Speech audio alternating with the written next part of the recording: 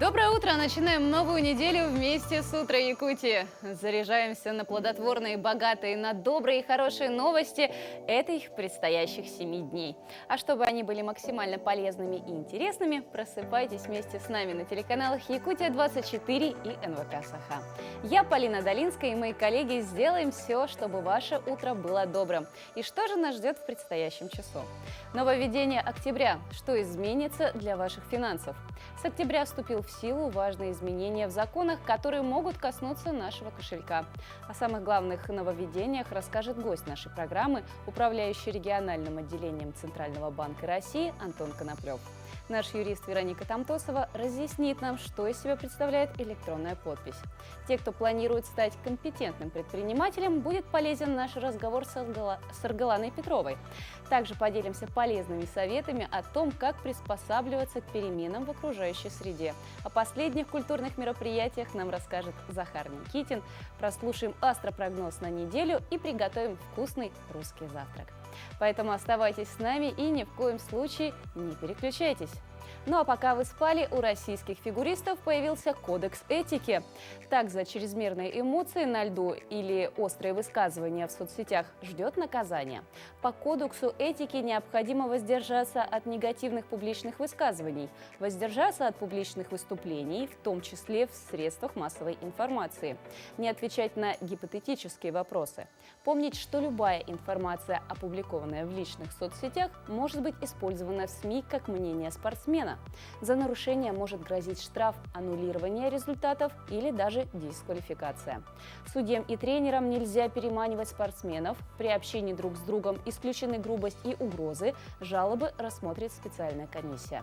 Наряду с кодексом этики появился другой документ – положение о конфиденциальной информации, за разглашение которой грозит штраф 100 тысяч рублей. Подобный кодекс прошлого года есть у легкоатлетов, а в футболе комитет по этике функционирует более 10 лет. Кабинет министров утвердил изменения в ПДД, согласно которым за скорость езды на электросамокатах не должна превышать 25 км в час. Теперь электросамокаты, электроскейтеры, гидроскутеры, сегвеи, моноколеса и другие аналогичные устройства получили особый статус – средства индивидуальной мобильности. Перемещаться на них можно со скоростью не более 25 км в час. При этом масса тела такого электроспорта, на котором разрешается передвигаться по тротуарам, вело- и пешеходным дорожкам, не должна превышать 35 килограммов. А в Центре воспроизводства редких животных в московском зоопарке пополнение. Там родился детеныш Викунья. Папу малыша привезли из Чехии, а мама родилась в центре. Ей 10 лет, и это уже ее не первое потомство. За последние 2 месяца это второе пополнение в семье.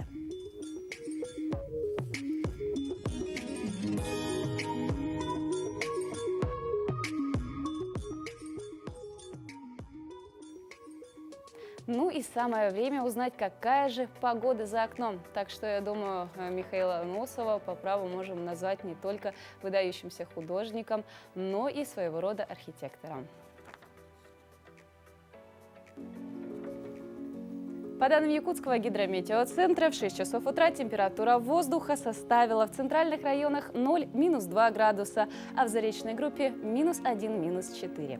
В южных в это утро в Нерюнгри -3 и -1 в Алдане. В Вилюйской группе 0 градусов. В Нижнеленских -4 градуса, в западных от 0 до 1 тепла. В Колымо-Индигирской группе улусов в это утро -4 в Черском и -12 в Зырянке. В Янских от 6 до 11 со знаком минус, на северо-западе от 3 до 10 ниже 0. В городе Якутске температура воздуха на 6 часов утра составила -1 градус, атмосферное давление 749 миллиметров ртутного столба, ветер дует южный со скоростью 2 метра в секунду. В течение дня синоптики обещают пасмурную погоду, осадки, южный ветер подует с порывами до 7 метров в секунду, днем столбик термометра зафиксирует температуру воздуха на отметке от 0 до +2 градусов.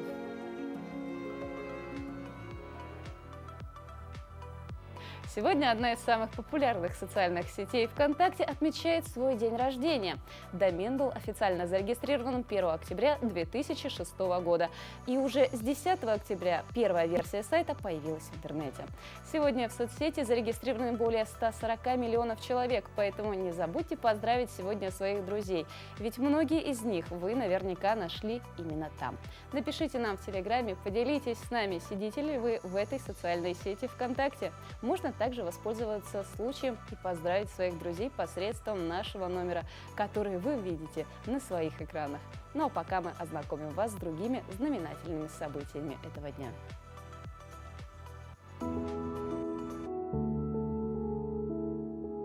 На календаре 10 октября и сегодня отмечают Всемирный день психического здоровья.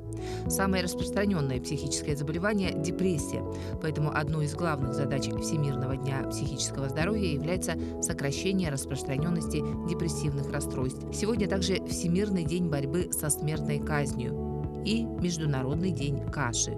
По народному календарю Савватий пчельник.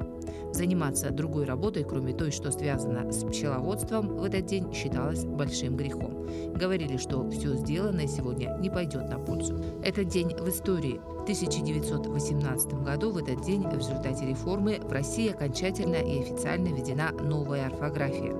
10 октября был принят декрет Совета народных комиссаров и постановление Президиума Высшего совета народного хозяйства об изъятии из обращения общих букв русского языка и десятиричное фито и ять. В 1932 году в этот день состоялось торжественное открытие Днепрогэс. Днепрогэс была построена согласно Ленинскому плану государственной электрификации. В его разработке принимали участие свыше 200 инженеров и ученых во главе с Глебом Крижановским. В 1964 году, 10 октября, открылись 18-е летние Олимпийские игры в Токио. Игры проходили с 10 по 24 октября. Олимпиаду впервые принимала азиатская страна. Этот день также считается днем рождения социальной сети ВКонтакте. В этот день родились Джузеппе Верди, итальянский композитор, центральная фигура итальянской оперной школы. Фритьёф Нансен, норвежский путешественник, океанограф, общественный деятель, нобелевский лауреат. Владимир Обручев, русский советский геолог, географ, писатель. Бруно Фрейндлих, советский российский актер театра и кино, народный артист Советского Союза. И Евгений Суслов, советский телеведущий, диктор Центрального телевидения. Именины сегодня у Аристарха, Виктора, Германа, Дмитрия, Игнатия, Марка, Михаила, Петра и Федора.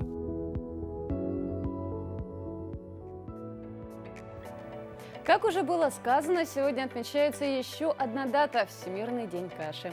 Так англичане непременно съедают на завтрак тарелочку питательной овсянки. Ни один прием пищи в Китае, Таиланде и Вьетнаме не обходится без риса. А главный ингредиент табули – аппетитной закуски из Ближнего Востока – крупа из пшеницы, булгур или кускус. А сытная и полезная каша всегда была неотъемлемой частью русской кухни. И сегодня мы предлагаем вам вместе с нами приготовить это аппетитное блюдо и приобщиться к этому полезному завтраку своих близких. Я думаю, самый лучший завтрак – это русский завтрак, где когда на утро подаются блины, каша, вареные яйца, ну, конечно, с хорошим вкусным оттенком вкусов соуса. Давайте начнем с каши.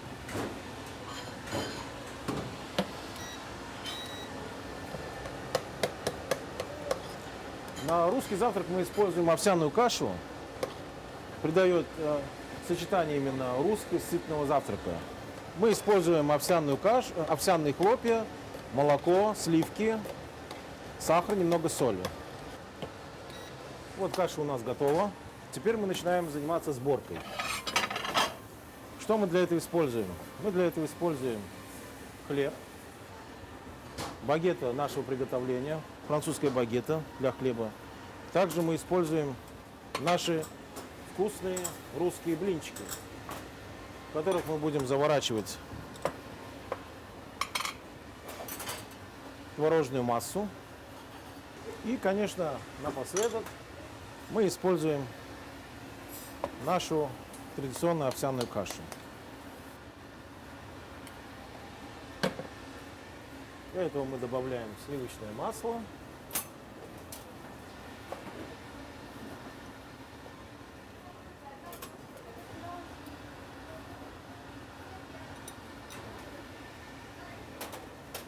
и, конечно, гранулами.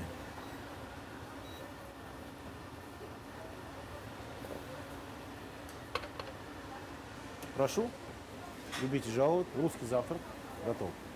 Легкий, быстрый, который можно приготовить спокойно дома для детей и для семьи. Всем приятного аппетита! Месяц начался для нас нововведением. В силу вступили важные изменения в законах, которые могут коснуться нашего кошелька. О самых главных нововведениях расскажет гость нашей программы, управляющий региональным отделением Центрального банка Российской Федерации Антон Коноплев. Антон Анатольевич, доброе утро. Доброе утро. Для начала расскажите, что Банк России выступил за документ, который сейчас запрещает, во-первых, самим гражданам сами себе могут запретить брать кредиты, а также делать переводы онлайн. Поясните, пожалуйста, для чего нужны такие меры?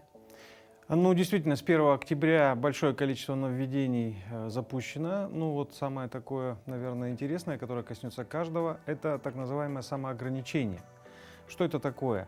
Это когда пользователь мобильного приложения или имеющий доступ к своим финансовым счетам удаленно, может настроить себе самоограничение, то есть ограничить или получение кредита, или ограничить сумму перевода. Это сделано с целью самодисциплины или же все-таки, чтобы обезопасить себя от каких-то кибермошенников? Ну, в первую очередь это сделано для того, чтобы обезопасить денежные средства, которые хранятся у вас на ваших счетах. Потому что, к сожалению, наши земляки, якутяне попадаются на уловки мошенников, и за 8 месяцев этого года уже 1615 случаев было, и наши люди потеряли более 164 миллионов рублей. Думаю, такая мера, которая сейчас вводится, она будет полезна, и люди смогут защитить. Хотелось бы обратиться к каждому из вас, дорогие граждане, и заострить внимание вот на чем. Если к вам звонят и обращаются по поводу ваших денег, настоятельно рекомендую прекратить разговор, перезвонить самостоятельно в банк, инициативу со своей стороны проявить по телефону, указанному на оборотной стороне пластиковой карты, или на официальном сайте Банка России, кредитной организации, в которой открыт ваш счет.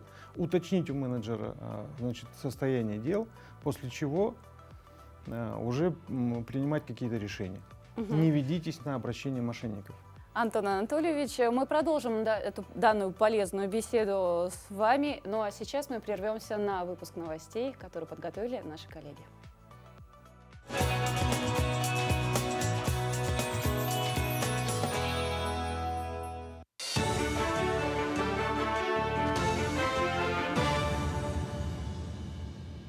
Доброе утро, Якутия. Последние новости к этому часу. По всей республике идет активная работа по оказанию мер поддержки семьям наших военнослужащих, но есть отдельные моменты, по которым поступают вопросы. Глава региона провел совещание по исполнению указа о мерах поддержки семей военнослужащих. Айсен Николаев поручил проработать все эти вопросы, чтобы семьи добровольцев и мобилизованных граждан не остались один на один с проблемами. На сегодня уже открыты каналы подачи заявлений. Свое заявление семья может подать через портал государственных и муниципальных услуг Е-Якутия, а также через многофункциональные центры.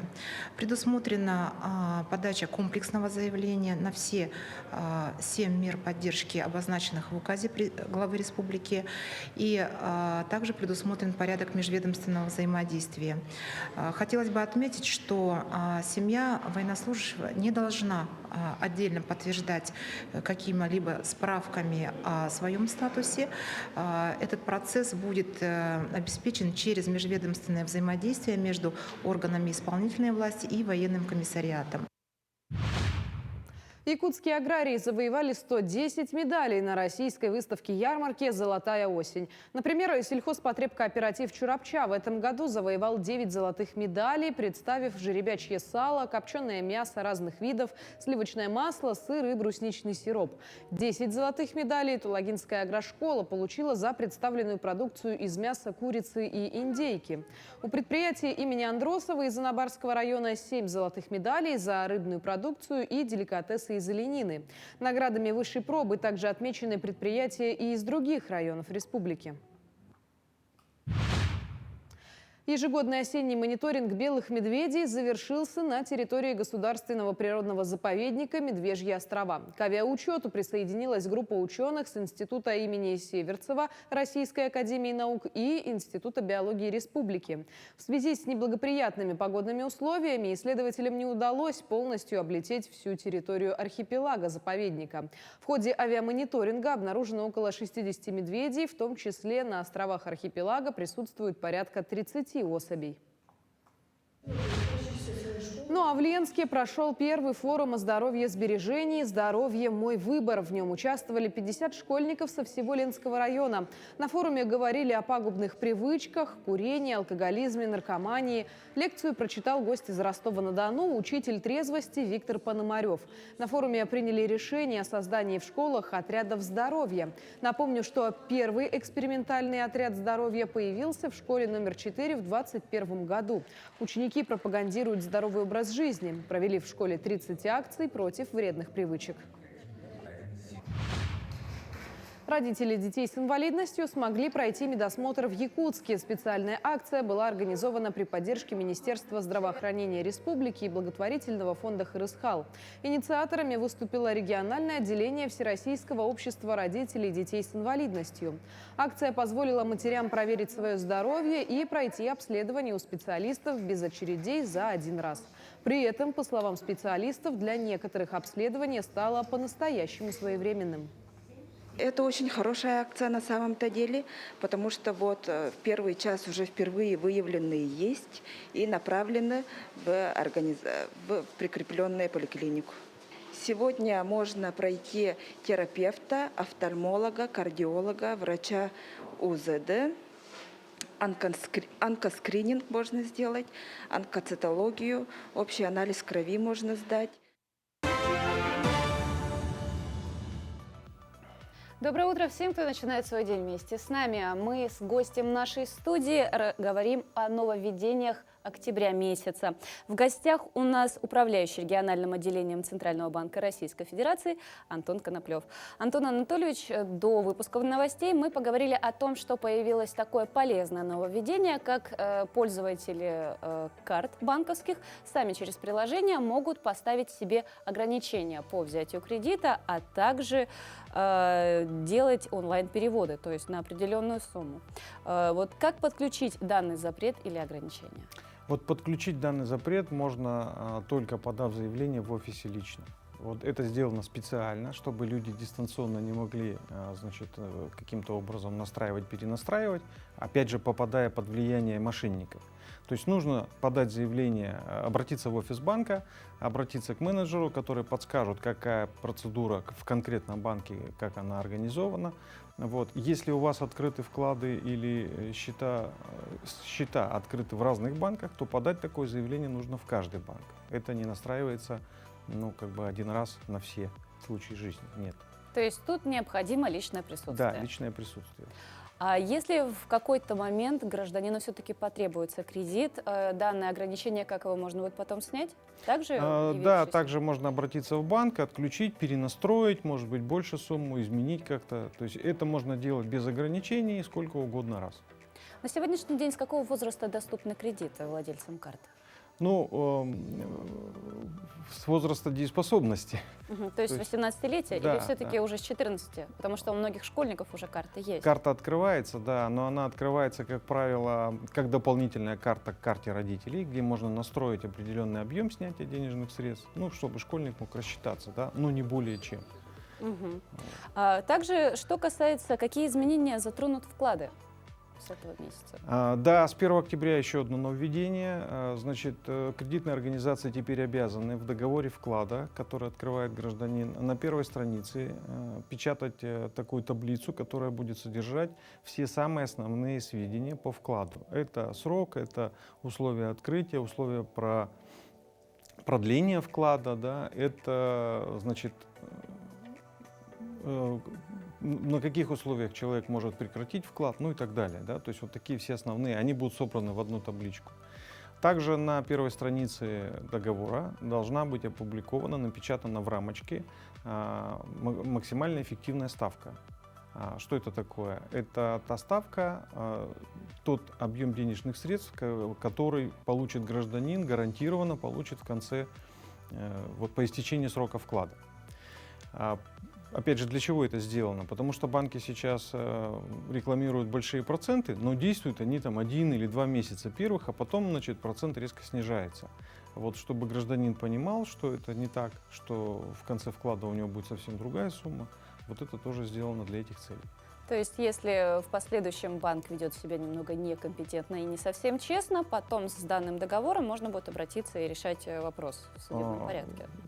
Банки — это участники рынка, поэтому они создают выгодные, привлекательные условия. Это такой своего рода рекламный маневр, да? Поэтому здесь и говорить о некомпетентности или нечестности нельзя. Просто это условия вклада такие. Они все в договоре отражены, но для того, чтобы человек сразу обратил на них внимание, делается вот такое выделение. Выделяется табличка, выделяется эффективная ставка. А есть ли какие-то новые требования к страхованию кредита? Да, значит, если банк вместе с оформлением кредита предлагает какую-то страховку, он должен своему клиенту, значит, предоставить сжатую, ясную и понятную памятку по всем основным условиям вот этого страхования. Что в этой памятке должно быть? В этой памятке будут также все основные условия, которые есть в договоре. Во-первых, значит, все есть в договоре. Но для того, чтобы было понятно сразу, значит, что за продукт вы приобретаете или вам предлагается, да, там будет отражено, например, как влияет страхование на кредитование, как можно ли отказаться от страховки, например, да, и какую сумму вы получите после этого. Что будет, если вы заключили договор страхования, получили, значит, кредит, а после этого отказались от страхования, как изменятся условия страхования. Ну вот подобные вещи, да, они все есть в договоре, во-первых, я хочу сказать, но вот они точно так же будут выделены в памятку, чтобы было удобно пользоваться финансовой услугой. А могут ли банки отказать в возмещении по страховке? Да, есть такие условия, по которым банки могут отказать. Например, если человек скрыл от кредитора какую-то болезнь, которая вот является там значимой, или, например, сам подстроил страховой случай. В этом случае банк может отказать в выплате. Вот, но, опять же, это все есть в договоре. А какие нововведения коснутся с октября месяца инвесторов? Да, давно анонсированная мера, которая вступила в силу с 1 октября, это сокращение приобретения ценных бумаг недружественных стран неквалифицированными инвесторами.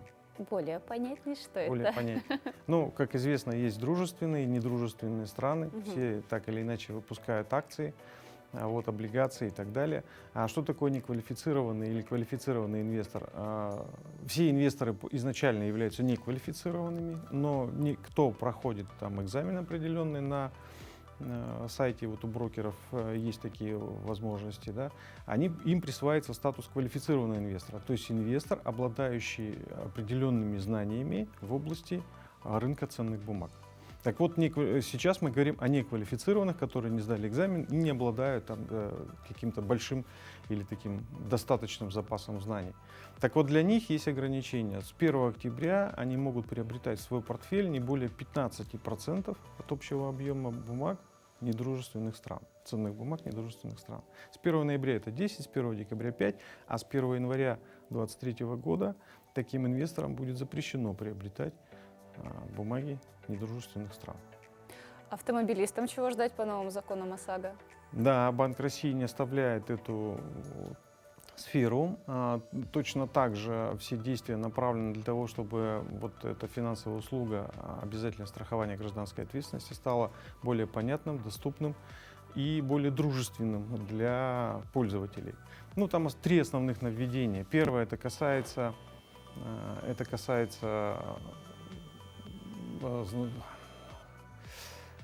возможности изменения в договоре ОСАГО собственника. Да? То есть если вы, например, продали автомобиль, вы можете, не прекращая договор ОСАГО, просто изменить в нем собственника. Или если вы продали автомобиль какому-то родственнику своему, да, который уже вписан в договоре, то там вообще все просто. Достаточно сообщить будет страховую компанию, в течение 5 дней после смены собственника будут внесены изменения. Второе изменение касается сокращения или установления твердых сроков проведения экспертизы вот, транспортного средства после ДТП. И всем участникам ДТП в течение 5 дней должно быть направлено заключение, которое организовала и провела страховая компания. Эта мера направлена для того, чтобы у пользователя оставалось больше времени для оспаривания, заказа там, альтернативной независимой экспертизы. Вот. Ну и третье изменение, это касается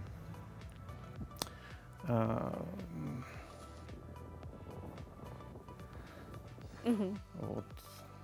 Где более подробно можно узнать эту информацию? Эта информация подробно публикуется на сайтах страховщиков, вот, и там эти все изменения публикуются в каком-то ясном, понятном виде также. Антон Анатольевич, большое вам спасибо, что в это утро, прям с понедельника, вы нам разъяснили об этих изменениях, которые коснутся каждого в октябре месяце. Большое вам спасибо. А если вы не знаете, то наш мозг умеет приспосабливаться к переменам в окружающей среде и восстанавливаться после повреждений. Эту способность ученые называют нейропластичностью. Развивать ее у себя может каждый человек. И чем чаще мы имеем дело с привычными действиями, которые выполняем на автомате, тем сложнее мозг адаптируется к изменившимся обстоятельствам. Чтобы он быстро корректировал свою деятельность в ответ на новые ситуации, его надо постоянно тренировать. Итак, как научиться быстро реагировать на перемены? Предлагаем вам простые тренировки мозга. Первое и самое главное – гуляйте по незнакомым и новым маршрутам. Также вы можете выбрать путь до дома и каждый раз выбирать его разным. Попробуйте новое хобби. Беритесь за сложные задачи или придумывайте, как оптимизировать свой повседневный быт. Тренируйте память, учите новые слова, запоминайте номера телефонов. Пробуйте пользоваться нерабочей рукой. Например, в это утро, пока вы смотрите нашу программу, вы можете чистить зубы левой рукой, и это вам тоже будет полезно. Занимайтесь физической активностью, играйте со своим воображением. Возможно, побудит вас на перечисленные изменения помогут звезды. Вот, по крайней мере, астрологи с 10 по 16 октября обещают всем насыщенную и плодотворную трудовую неделю. Проявляйте на этой неделе свои лучшие качества, и тогда фортуна улыбнется вам своей самой широкой и красивой улыбкой. Главное – проявить трудолюбие, упорство и понимание. Далее прогноз для всех знаков зодиака.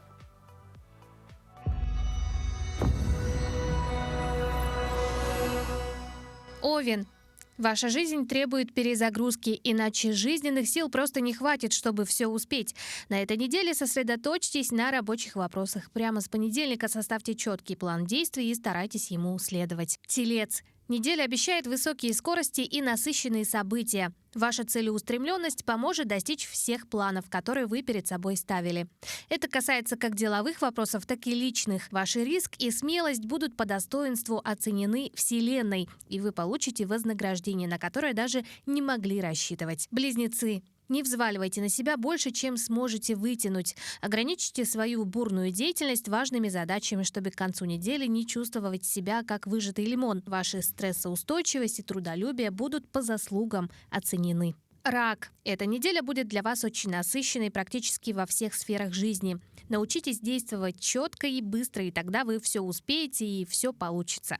Важно не только строить грандиозные планы, но и находить правильные решения для их воплощения. На этой неделе можете планировать большие покупки, о которых давно мечтали. Лев.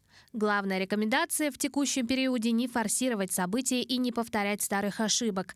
Нужно надеяться только на себя, не пускать дела на самотек и не взваливать ответственность на кого-то еще. В конце недели зависшие планы начнут понемногу набирать динамику, настроение улучшится, энергетический потенциал поднимется, открывая дорогу для активных свершений. Дева. Труженики интеллектуального фронта соберут на этой неделе все плюшки. Однако вам стоит не только решить все рабочие вопросы, но и вспомнить о своих родных и любимых. В начале недели лучше сконцентрироваться на тех задачах, которые потребуют точности и внимания. Вторник станет удачным днем для деловых и романтических встреч. Весы. Настраивайтесь на суперудачную неделю. В деловой сфере все сложится наилучшим образом. Вы завершите свой перспективный проект и получите за это значительные бонусы. Но это не значит, что можно бросить деньги на ветер. Если вы чувствуете усталость, проведите выходные в кругу близких, которым можно честно рассказать, что вас беспокоит. Скорпион. Эта неделя станет фундаментом для многих будущих свершений и грандиозных проектов. Старайтесь все успеть, ведь вам придется встретиться и провести переговоры с большим количеством людей. Однако новые знакомства и деловые связи принесут отличные результаты и повысят ваше чувство уверенности в себе. Стрелец. В первую половину недели займитесь финансовыми вопросами. Настало время детально планировать свой бюджет, чтобы ваши траты не превышали доходы. Среда – отличный день для новых проектов и воплощения креативных идей. Главное не отвлекаться на мелкие задачи, чтобы как можно быстрее достичь нужных результатов. Козерог. Посвятите эту неделю переоценке своих ценностей. Подумайте, все ли вы делаете правильно и что можно изменить. В понедельник будьте осторожны с финансами. В дальнейшем ситуация позволит вам делать большие покупки. В выходные отправляйтесь в салон красоты за новой стрижкой или стильным маникюром. Водолей. Вы можете чувствовать недомогание на этой неделе, поэтому старайтесь поменьше работать и побольше отдыхать. Если вы задумывались о смене работы, то в конце недели для этого будет удачное время. Постарайтесь заняться своим развитием, отправляйтесь на курсы или приобретите онлайн-обучение по нужной теме. Повышайте и укрепляйте свою уверенность, чтобы все у вас получилось. Рыбы. Представителей этого знака ждет продуктивная неделя. Настройтесь на то, что работы будет много, но и результат стоит того, чтобы попотеть. Ваше трудолюбие, упорство и усердие будут вознаграждены самым лучшим образом. К тому же, наконец-то, ваши жизненные силы и настроение на такой высокой точке, что как раз подходит для совершения подвигов.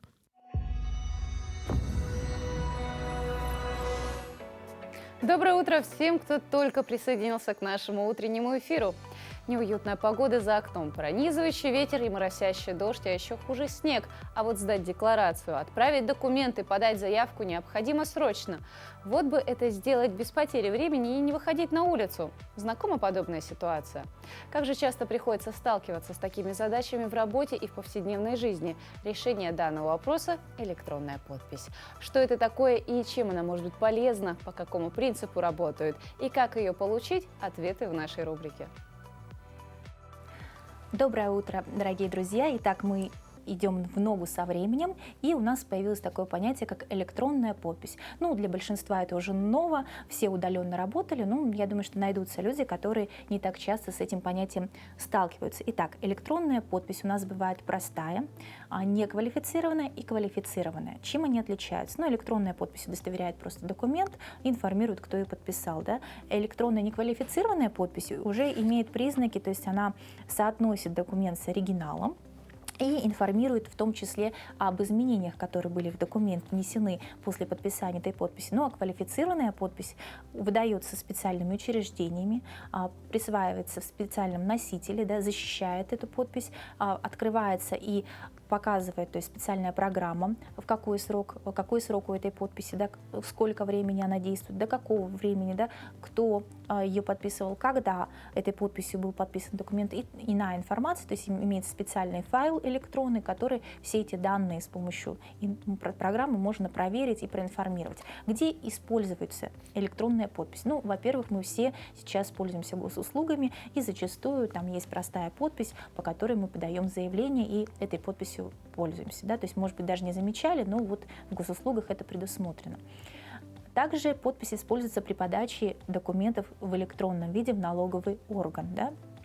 Я думаю, что все бухгалтера, естественно, сразу вспоминают, что налоговая отчетность в электронном виде подается сейчас, и также ее подписывают подписью. Подпись используется при внесении документов в банк, то есть электронная именно банковская подпись для банковских документов квалифицированно используется. Вообще любой желающий может обратиться в специальные организации, которые занимаются подготовкой этого носителя, да, получить за определенную плату электронный носитель, на определенный срок будет у вас квалифицированная подпись, и в любой документ, который вам необходим, этой подписью заверять. Сейчас также, как юристам, отмечу, что электронная подпись необходима для общей юрисдикции, то есть документы от юридических лиц общей юрисдикции принимаются только с квалифицированной подписью, да, ну, в общей юрисдикции специально создаются файлы, кто сталкивался, знает. Также можно для надежности и иные документы электронные, которые вы отправляете, чтобы подтвердить стороне, что подпись именно произведена определенным физическим лицом с его согласия, то есть прям подписать документ по соглашению сторон, то есть даже договор, если вы заключаете удаленно, да, вы можете в пункте договора указать, что квалифицированная электронная подпись, которой будет подписан этот договор, а также дополнительные соглашения к данному договору, акты, она будет действительно, если прилагаются соответствующие электронные подтверждения к ключу подписи. Да. Вот такая краткая информация о электронном носителе. Поэтому мы считаем, что в дальнейшем все заявления, которые мы будем удаленно работать с органами, да, все заявления в налоговую инспекцию, легче всего удостоверять электронной подписью. Это здорово облегчает жизнь. Поэтому шагайте много со временем, переводимся в цифровой формат. Хорошего дня! Понятие «стартап», как и электронная подпись, пришло в Россию достаточно давно, но не так давно оно обрело массовую популярность. Слово «стартап» с английского переводится как «запускать». Это тип бизнеса, направленный на получение дохода путем реализации принципиально новые идеи. Среди населения, особенно молодежи, есть довольно большое количество людей, которые хотят и желают открыть свое дело и зачастую основать свой стартап. Большой проблемой является то, что у большинства нет необходимых компетенций. Большинство задуманного проваливается, так как продукт оказывается никому не нужен. В качестве решения данной проблемы разработан данный информационный курс про стартап. Подробнее о нем мы узнаем у директора ресурсного центра развития информационных технологий КУБ-А Саргаланы Петровой. Доброе утро, Саргалана. Доброе. По статистике 90% стартапов, они умирают, и оставшиеся 20-30 даже не доживают до конца года после своего обоснования. Почему так происходит? Но это прежде всего неправильном подходе, скажем так, да? Когда мы разрабатываем что-то свое, у нас полная уверенность, что это вот мы делаем правильно. Мы, как сказать, своим продуктом умиляемся, и мы думаем, что такое же отношение будет у окружающих. Но, как показывает практика, для того, чтобы был стартап успешным, недостаточно для того, чтобы разработать продукт. Тут идет определенный этап развития. И в первую очередь надо быть компетентным в той области, вот, допустим, в запуске вот, бизнеса. У нас, если есть, которые вот, стартаперы технические или технологически готовые, то в основном с финансовой, вот, в запуске бизнеса очень много провалов в знаниях. Поэтому мы участвовали как некоммерческая организация в конкурсе 2022 года на грант главы республики и являемся победителями, и вот реализуем данный проект совместно с обществом ограниченной ответственностью «Ранга». Они являются известными стартаперами. Ну и вот коллаборация выдал такой проект, скажем так. Угу. Для кого он разработан, вот этот информационный курс про стартап? Кто туда может обратиться? Обращаться нужно уже с готовым бизнес-планом или можно даже прийти на моменте идеи бизнеса? Да, мы запустили этот проект для малых городов и сельских территорий Республики Саха. На данный момент до 25 октября идет прием заявок.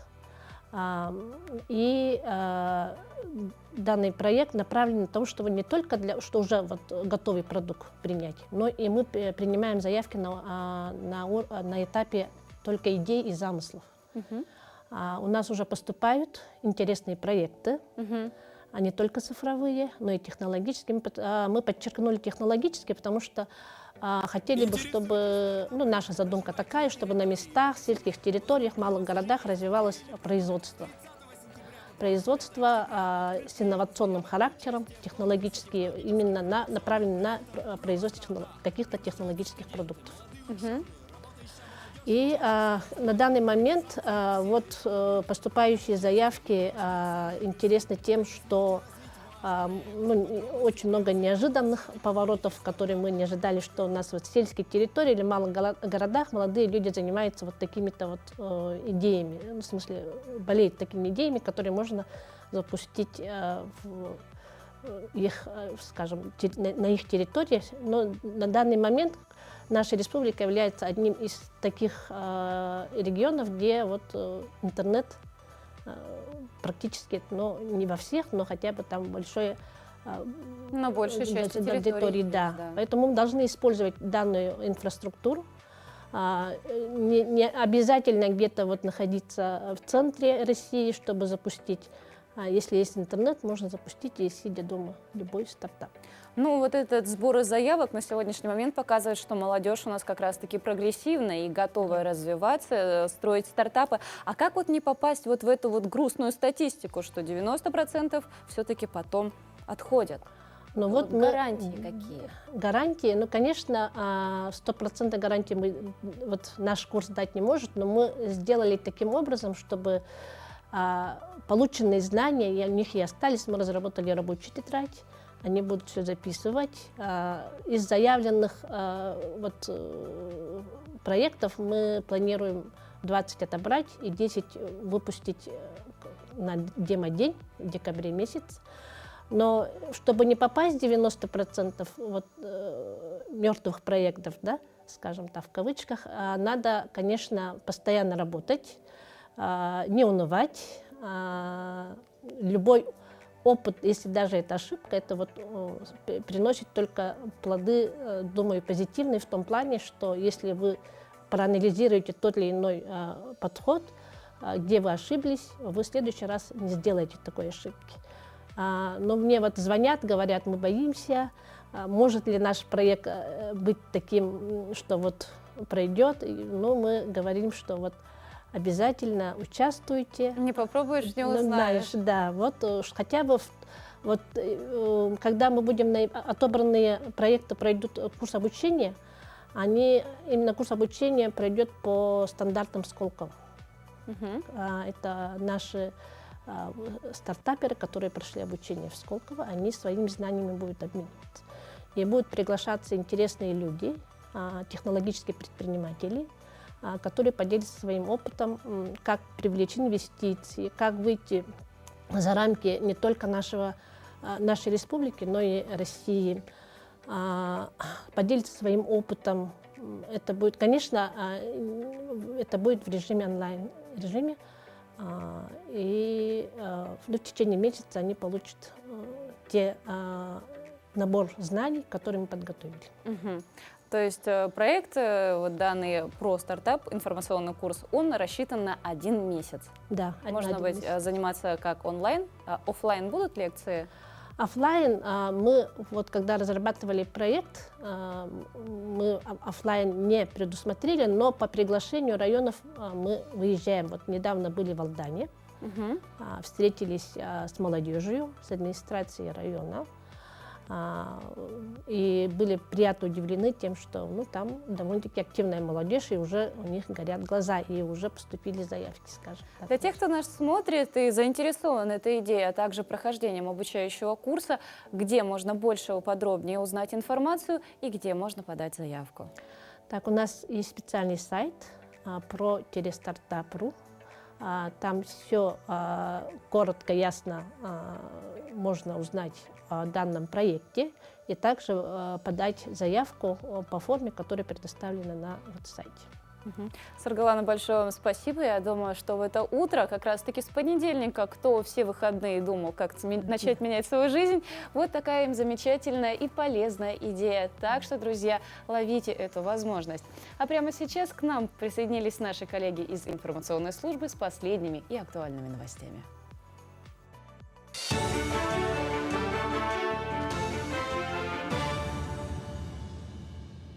Доброе утро, Якутия! Мы продолжаем освещать самые заметные события. В Пензе завершился 19-й Всероссийский съезд уполномоченных по правам ребенка, посвященный вопросам защиты прав детей-инвалидов и детей с ограниченными возможностями здоровья. Делегаты обсудили широкий круг вопросов, посвященных реабилитации и абилитации детей с инвалидностью и поддержке их родителей. Участники посетили первый в стране кластер по развитию и социализации детей и молодых людей с инвалидностью «Арт-поместье Новые берега». Отметим, что съезд уполномоченных по правам ребенка носит практический характер. Предложения, выработанные в его ходе, будут использоваться при реализации стратегических программ уполномоченного при президенте по правам ребенка Марии Львовой-Беловой «Сопровождение через всю жизнь» и «Дети в семье». На съезде работало 4 дискуссионные площадки, в ходе которой участники съезда обсудили такие вопросы, как правильно сообщать родителям о диагнозе при рождении особенного ребенка, как сопровождать в дальнейшем такую семью, как создавать центры дневного пребывания для детей с инвалидностью. Обсудили сопровождаемое проживание инвалидов, чтобы дети после совершеннолетия могли себя реализовать, получить профессию и быть востребованными в обществе. Между тем начался сезон гололеда. Теплая погода днем и мороз в ночные часы способствуют образованию льда на тротуарах и проезжей части столицы.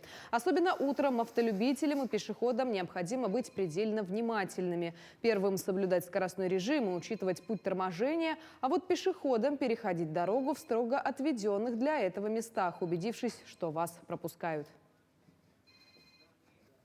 Госавтоинспекция республики настоятельно просит всех водителей осуществлять движение с учетом погодных и дорожных условий. Не превышайте скорость, лучше напротив снижайте ее до максимальной, особенно в местах, где много образовательных учреждений, торговых центров, вблизи пешеходных переходов и перекрестков.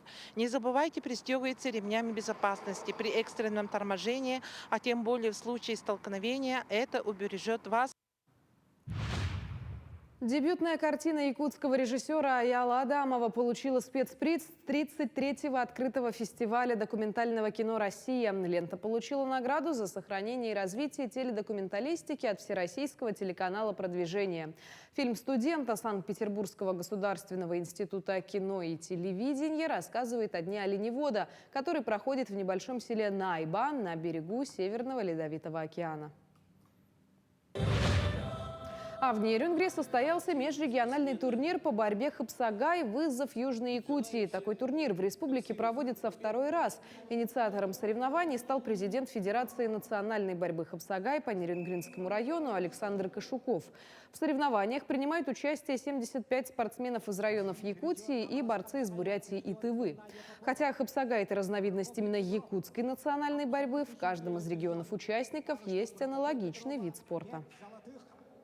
У тувинцев своя национальная борьба, хуреш называется.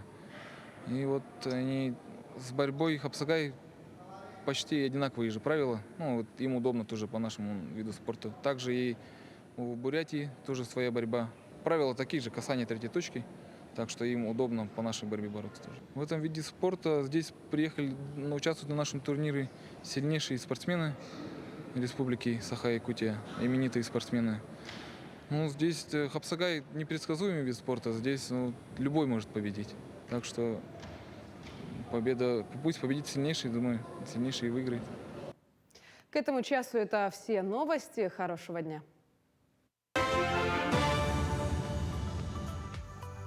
Доброе утро! Вы смотрите «Утро Якутии». На календаре у нас 10 октября, и по традиции понедельник мы начинаем с новостей из мира культуры.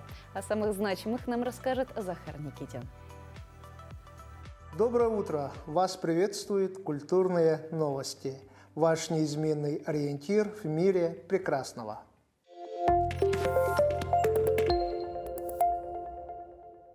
Саха-академический театр имени Платона Алексеевича Аюнского впервые представил свои спектакли на сцене Александринского театра в Санкт-Петербурге. Это стало возможным в рамках международного театрального фестиваля «Александринский». Первым жители культурной столицы увидели спектакль «Театр Габолбыттюбельте» 6 персонажей в «В поисках автора» по пьесе Луиджи Пиранделло. Затем актеры Саха-театра представили спектакль Андрея Борисова, удостоенный Государственной премии Российской Федерации «Илир Харол» «Король Лир» по Уильяму Шекспиру. Выступление Саха-театра в Санкт-Петербурге проходило в рамках столетия Республики Саха-Якутия. В Якутии реализуется указ главы о единой системе домов Аланхо и мерах государственной поддержки аланхасутов, Запевала-Сохая и кузнецов. Имена первых стипендиатов премии аланхасутов будут объявлены 21 ноября в День Аланхо. Ежемесячные премии в размере 30 тысяч рублей в течение года будут получать аланхасуты, победители и призеры республиканских конкурсов Запевала-Сухая, носители традиционного кузнечного искусства народов Якутии. Всего учреждена 21 премия. Работа по отбору претендентов на государственные премии уже началась. В селе Майя торжественно открыт памятник народному артисту СССР, видному театральному режиссеру Дмитрию Федоровичу Ходулову. Скульптура нашего знаменитого земляка в полный рост установлена возле Дома народного творчества, носящего его имя. Открытие памятника состоялось в рамках празднования 110-летия со дня рождения Дмитрия Ходулова. В Национальном художественном музее Якутии представлен выставочный проект «Нетающий снег. Чукотка. Якутия». В него вошли коллекции косторезного искусства, музейного центра «Наследие Чукотки» и Национального художественного музея. Основная цель проекта – показать зрителю, как чукотские и якутские мастера используют кость в творчестве. Они умело создали художественные изделия, излучающие новый теплый свет и особую энергетику. Межмузейная выставка будет работать до 23 октября. Успевайте посмотреть. На этом наш выпуск завершается. Всем удачного дня. До новых встреч.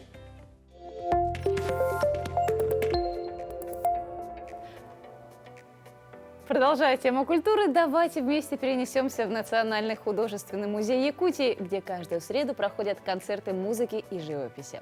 В этот раз музыку известных композиторов разных эпох и времен посчастливилось послушать учащимся 3-го класса городской классической гимназии.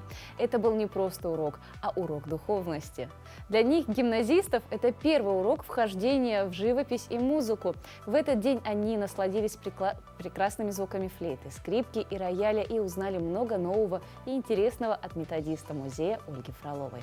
Концерты проходят на протяжении многих лет и очень популярны среди гостей и жителей нашей столицы. Мероприятия проходят благодаря партнерам, музыкантам Национального художественного музея, уже даже ставшими друзьями. Это солисты оркестра театра оперы и балета, педагоги музыкального училища имени Марка Николаевича Жиркова, ансамбль «Концертина». Таким образом, музей стал центром духовности и местом, объединяющим людей, которые любят искусство, поэзию, литературу, музыку и искусство. Я приглашаю всех любителей музыки, преподавателей, горожан, учителей. У нас с этого года такой проект Андрея Дедюкина «Музыкальные среды». То есть раз в месяц, в среду вечером мы проводим концерт музыки и живописи. Всех ждем в гости в Национальный художественный музей.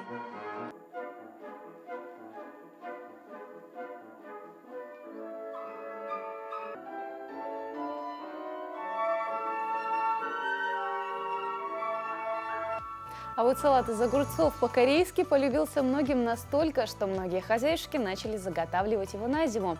Это очень удобно. Полюбившуюся закуску можно открыть в любой момент, как дополнение к обеду или даже на праздничный стол. Кушанье не только красиво и аппетитно выглядит. Предлагаю вам рецепт этой вкусной закуски. Это осенние огурцы. Осенью уже по ночам холодно, поэтому они мелкие, возможно, и не очень красивые. Но вот именно из осенних огурцов я готовлю огурцы по-корейски. Ой, расскажите, да, пожалуйста. Они считаются не сортовыми, но именно вот для этого салата они хорошо подходят. Обычно их, вернее, режем Те, что помельче, кружочками, а если покрупнее, то уже делим. Так, закладываю в емкость, туда же морковку натираю на терке, и вот туда же идет свой чеснок. Ну и приправа корейская, заправка для моркови. Яна Геннадьевна, а давайте еще раз расскажем. Вот он, такой вот салат получился, да, и он очень простой, и мне больше всего понравилось, что не нужно не варить вот эти маринады, да, и все очень просто. Расскажите еще раз, что нужно для корейского салата? Главный ингредиент – это огурчик, морковка, чеснок, ну и солим, перец и немножко, совсем немного уксуса кладу. Уксус ведь кладут для того, чтобы продлить его срок хранения. Ну и вот заправка корейская. Готовлю, еще раз скажу, вечером и утром уже в стерилизованные банки закладываю. А вы вечером вот нарезали, да, вот это все смешали, вы в холодильник ставите? Нет, или в комнате. При комнатной температуре? А банки сколько вы стерилизуете? Я их в духовку ставлю минут на 15. Ну, допустим, с килограмма огурцов получается сколько баночек? Банок где-то 8, по-моему, 800-граммовых получается банок. Потому что полкилограмма моркови. И получается вот этим же и рассолом, ну как бы вот заливаю как он обратно. Получился, так маринад, да? И вы заливаете. Ну что, друзья, берите на вооружение, тем более, что впереди совсем скоро мы будем отмечать самый главный праздник для каждого человека, то есть Новый год. Вы можете также удивить и также порадовать своих домочадцев за новогодним столом. Хорошего дня вам, друзья! Мы встретимся с вами уже завтра. До скорой встречи в эфире в это же время на телеканалах Якутия 24 и НБК Саха. Всем пока!